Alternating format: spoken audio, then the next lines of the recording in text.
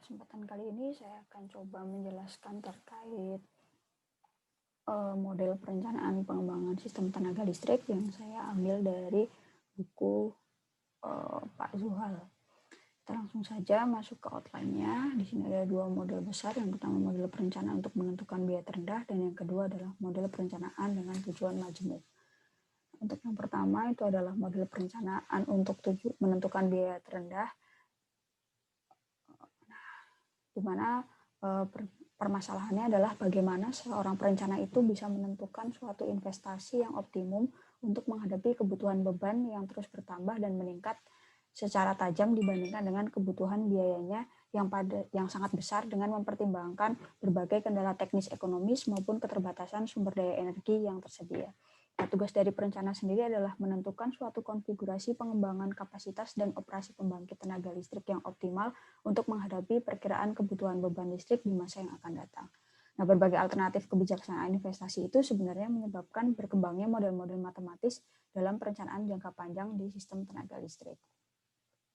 Nah, fokus dari model matematis itu ada 3, yaitu permasalahan keandalan sistem atau reliability, kemudian simulasi biaya produksi, dan biaya investasi. Nah, untuk model matematis umumnya menggunakan metode optimisasi dengan tujuan tunggal, yaitu meminimumkan biaya investasi.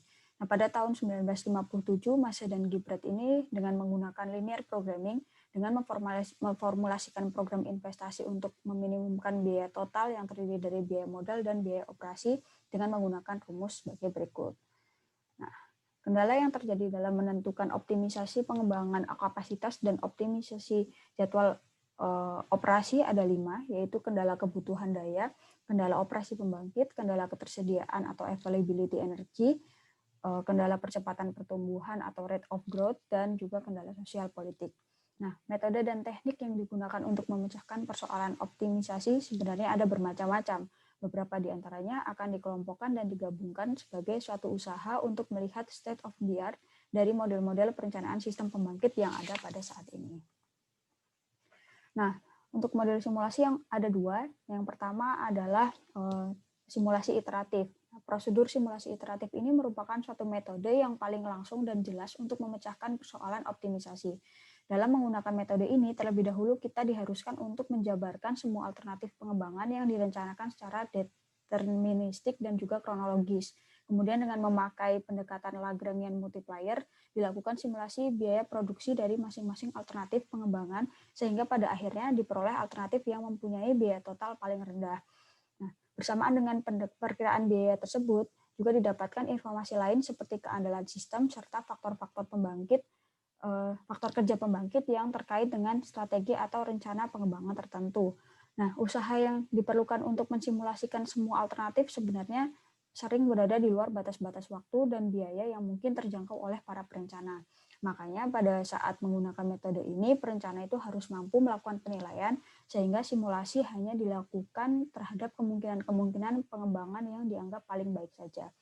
Nah, kemudian yang kedua adalah simulasi probabilistik. Nah, dasarnya adalah penggunaan probability destiny distribution untuk mempresentasikan sistem beban dan perilaku force outage di unit pembangkit.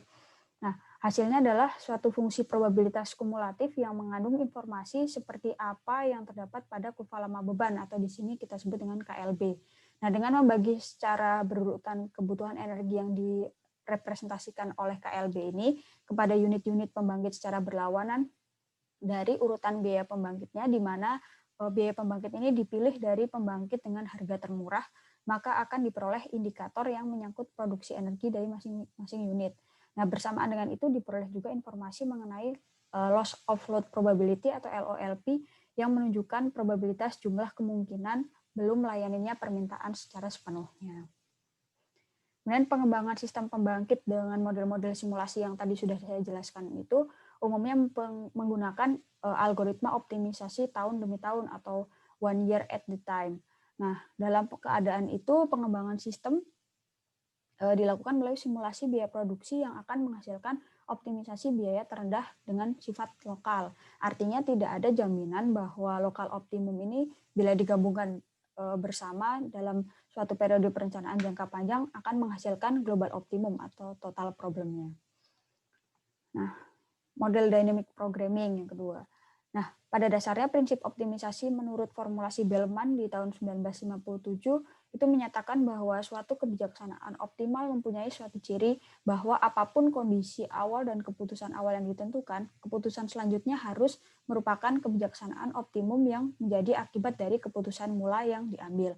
Nah, dalam penyelesaian program secara dinamis, misalnya terdapat pembangkit dengan kapasitas 2.900 MW, kemudian dikembangkan menjadi 3.000 MW, di mana ada tambahan 100 MW, maka harus diartikan 100 MW itu adalah unit baru yang ditambahkan, bukan hanya sekedar memperbesar secara kontinu variabel kapasitas dengan 100 MW saja, seperti pada pengertian lazimnya yang ada pada optimisasi statis. Kemudian ada elemen esensial di program dinamis, itu ada 3, yaitu sistem tujuan, sistem model atau persamaan sistem, kemudian fungsi tujuan, dan yang ketiga adalah kendala. Nah, prinsip dari program dinamis ini adalah menyajikan suatu dasar teoritis untuk menyisihkan sejumlah pola rencana pengembangan yang seharusnya perlu dimasukkan pertimbangan apabila kita menggunakan metode simulasi iteratif. Nah, keuntungan dari metode ini yang pertama, dia berkemampuan untuk memecahkan persoalan yang bersifat persoalan dengan variabel diskret, persamaan sistem nonlinear, dan juga kejadian-kejadian yang bersifat stokastik. Nah, struktur dynamic programming ini memungkinkan kita memahami karakteristik permasalahan-permasalahan secara spesifik, dan oleh karenanya perencana dapat memperoleh gambaran yang lebih jelas akan makna beberapa kemungkinan dari trade-off. Kemudian model Dynamic Programming WASP atau yang biasa disebut dengan Win Automatic System Planning Package, di mana untuk proses pengembangan WASP ini pertama kali dikembangkan oleh TVA dan ORNL di tahun 1972 dan 73. Kemudian di tahun 1976 dikembangkan lagi untuk versi 2-nya, dan versi 2 ini kemudian di-upgrade di versi 3 untuk hydromodelingnya di tahun 1978 sampai dengan 1980. Nah, outline dari WASP 3 ini, yang pertama, program WASP ini adalah sebuah alat untuk melakukan analisis rencana perluasan pembangkitan yang paling optimal. Nah, metode yang digunakan adalah metode probabilistik dalam menghitung production cost. Nah, jumlah energi not served dalam keandalan serta metode dynamic program dalam optimalisasi biaya yang dinyatakan dalam fungsi biaya sebagai berikut dengan menggunakan rumus berikut ini. Nah, alternatif pengembangan yang paling optimal ini pada dasarnya adalah suatu konfigurasi pengembangan yang dapat memberikan nilai minimum. Nah, modul WASP 3 ini ada 7, di mana mereka saling bekerja sama sehingga tidak bisa dipisahkan. Ada 5 modul utama dan 2 merupakan modul tambahan. Nah, sebenarnya output dari WASP yang memberikan informasi tentang masuknya proyek-proyek pembangkit ke dalam suatu sistem boleh jadi merupakan suatu solusi yang optimum dari sudut pandang ekonomi. Namun terdapat beberapa faktor yang masih harus dipertimbangkan, yaitu kemampuan pendanaan, pengaruh terhadap lingkungan, kebutuhan bahan bakar, dan juga kebutuhan dari manpower, serta masih banyak lagi. Kemudian yang ketiga adalah model global. Nah, metode-metode yang diuraikan sebelumnya ini memerlukan proses pengujian simulasi tahun demi tahun untuk sampai pada pilihan optimumnya. Namun seperti yang telah dibahas sebelumnya, metode-metode tersebut itu selalu menimbulkan keraguan di pihak perencana akan hasil dari optimisasinya itu sendiri. Nah, seandainya suatu keadaan optimal akhirnya diperoleh, mengingat cara yang ditempuh adalah simulasi tahun demi tahun, maka dapat dilihat dari persoalan secara keseluruhan hasilnya bukan merupakan global optimum. Nah, model-model global dengan formulasi linear programming ini mulai diperkenalkan oleh Masha and Gilbert tahun 1964, kemudian dikembangkan lagi oleh Anderson tahun 72, dan kemudian dilanjutkan kembali oleh J.E. Day di tahun 74. Nah, model global ini menempuh cara simultan dan langsung serta tidak perlu membatasi jumlah alternatif-alternatif pengembangan seperti yang disyaratkan oleh model simulasi untuk mencari solusi program investasi optimum beserta jadwal operasi pembangkitnya. Nah, meskipun demikian tidak berarti bahwa model global itu telah mengambil alih peranan dari model simulasi. Formulasi model global ini lebih cenderung untuk melakukan pendekatan secara umum, tetapi sekali kita memperoleh solusi atas dasar pendekatan umum tersebut, bisa saja kemudian model simulasi iteratif digunakan untuk mendapatkan solusi yang lebih terperinci. Nah, dalam banyak hal, model global dan model simulasi merupakan bagian yang saling melengkapi. Kemudian, Model global ini ada dua, yaitu model global dengan model linear programming, di mana model global dengan linear programming ini mempunyai fungsi tujuan serta kendala yang berbentuk persamaan linear. Nah, solusi optimum dari model global ini dapat dicapai secara cepat dan tepat melalui penggunaan algoritma simplex. Sebagai langkah pertama, algoritma ini akan mengolah matriks untuk mencari solusi serentak terhadap persamaan-persamaan yang ada, dan ini biasa dikenal dengan langkah mencari daerah Seesable. Namun mengingat masih terdapat lebih banyak jumlah kolom daripada jumlah baris, maka akan dihasilkan banyak sekali solusi-solusi visible itu. Nah, langkah selanjutnya adalah mencari persamaan biaya atau cost equation atau fungsi tujuan terendah. Nah, solusi ini yang disebut sebagai optimal.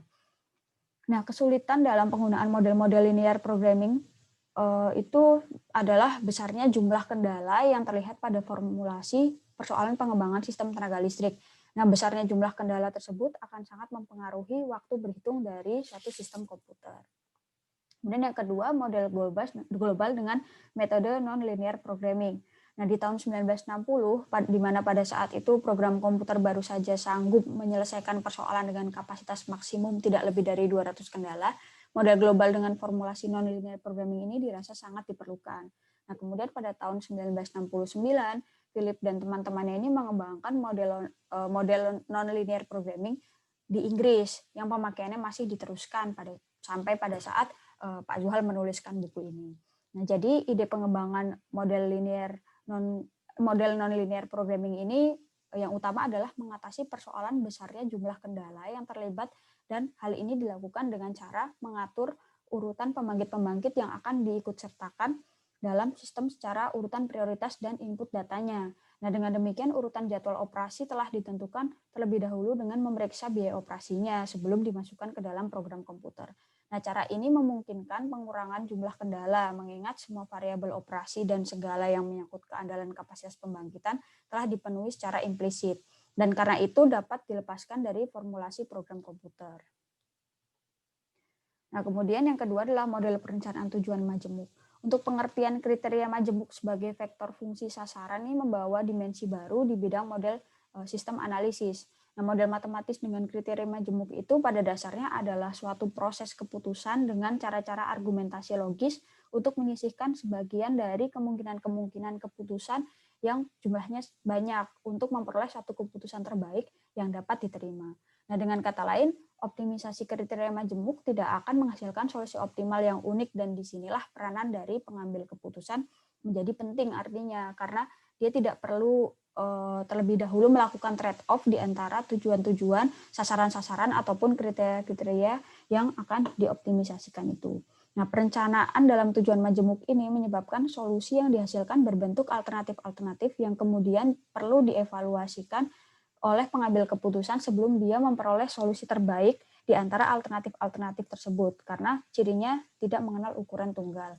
Nah, penyebab utama langkanya formasi kriteria majemuk untuk pengembangan sistem tenaga listrik itu adalah karena sampai dengan saat ini atau pada saat buku ini ditulis, hampir seluruh teknik dan metodologi yang dipakai tujuannya adalah untuk mencari strategi pemecahan yang diterapkan terhadap model matematis yang mempunyai kriteria tunggal berupa efisiensi ekonomis dengan suatu himpunan kendala tertentu. Oke.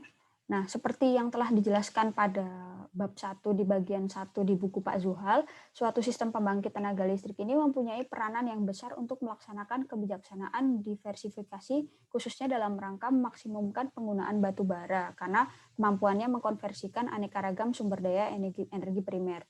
Nah, pengembangan sistem tenaga listrik dalam konteks tersebut akan menimbulkan kesulitan baru bagi para perencana dan pengambil keputusan, mengingat keterkaitannya dengan persoalan alokasi sumber daya energi yang kompleks. Oleh karena itu, Pak Zuhal mengembangkan suatu model optimisasi tujuan majemuk yang disebut Zuplan atau Zuhal Optimum Planning, di mana hal ini juga dibahas pada bagian sebelumnya. Nah, Zuplan mencakup kompleksitas persoalan-persoalan di atas dengan menyajikan kerangka analisis multi-objektif. Nah, pada model optimisasi Zuplan terdapat 3 fungsi tujuan, yaitu efisiensi ekonomis atau meminimumkan biaya, pemakaian sumber daya alam dengan memaksimumkan penggunaan batu bara, dan dampak lingkungan dengan meminimumkan dampak dari lingkungan itu. Nah, kemudian model optimisasi tujuan ganda perencanaan sistem tenaga listrik dari Zoplan ini dikembangkan atas dasar metode interaktif dengan menggunakan kurva trade-off antara dua fungsi tujuan yang digambarkan dengan F1 dan F2. Sedangkan fungsi tujuan ketiga atau F3 merupakan gambaran dari meminimumkan dampak lingkungan yang diperlakukan sebagai sebuah kendala yang terbagi menjadi 3 rentang, yaitu dengan dampak lingkungan tinggi atau H, menengah dengan M, dan rendah atau L. Nah, metode yang dikembangkan ini rancangannya berbeda dari metode-metode yang sebelumnya. Solusi non-inferior dibangkitkan dengan menggunakan pendekatan parametrik.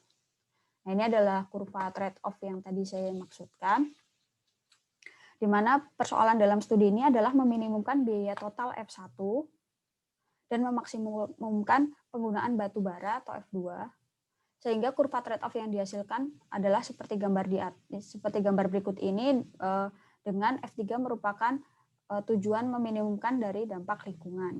Nah, dalam model Zoplan telah dikembangkan suatu konsep penukar nilai yang menggambarkan seberapa jauh pengorbanan biaya total atau delta F1 harus diberikan untuk memperoleh imbalan penambahan penggunaan batu bara atau delta F2.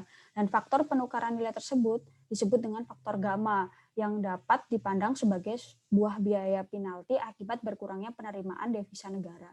Nah, berkurangnya pemakaian batu bara ini mengakibatkan bertambahnya pemakaian minyak, dan pemakaian minyak itulah yang harus diberikan penalti karena akan menyebabkan berkurangnya penerimaan devisa negara.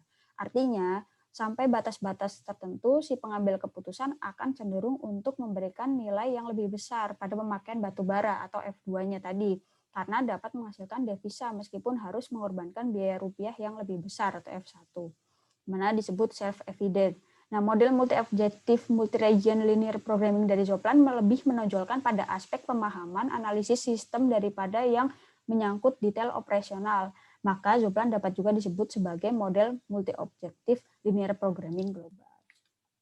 Demikian penjelasan yang dapat saya sampaikan. Apabila ada kekurangan, saya mohon maaf. Terima kasih.